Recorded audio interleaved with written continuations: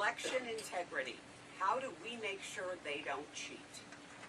Well, in Florida, we actually enacted great election integrity. My state was a joke on elections 20 years ago. A lot of you remember that from 2000.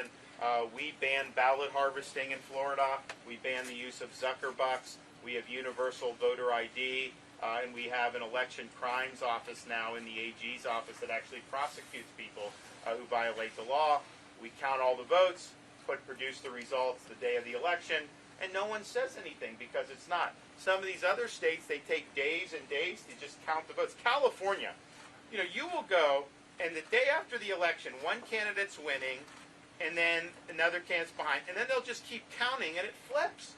Like the mayor's race there, they're both Democrats, but one was a machine Democrat, one was more of a Republican-leaning guy, and he was winning the day after. Machine Democrat was in second, and they just kept counting and counting and counting, And it's like, look, maybe there's nothing going on, but like, how do you have confidence in that process? What a farce! But here's the thing: not every state does it like Florida. Not every state does it in ways that we would like. There are states that send everybody a mail ballot.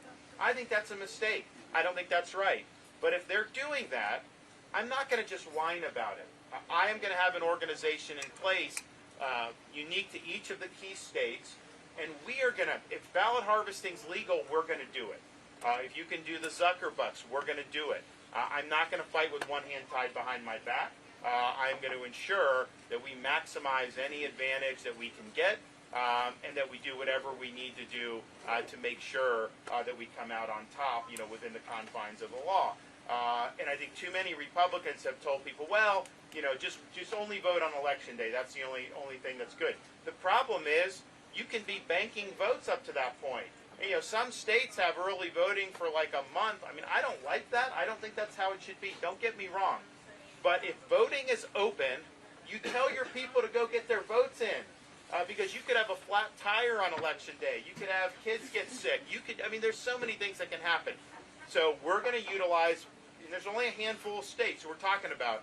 We're going to have our own separate organizations in each state, and we are going to utilize all the advantages that we can. And here's the thing. What you want to do, you don't want to have to worry about counting votes in Wisconsin at 2 in the morning. Because if you win a big victory, like in Florida, as soon as the poll closed, they called the race for me because we won by 1.5 million votes. So you want to win decisively doing all that, but if you win decisively, then none of that is even going to be an issue. We did all the stuff we needed to with election integrity, and we won by so much that it was all academic in the end. Yes?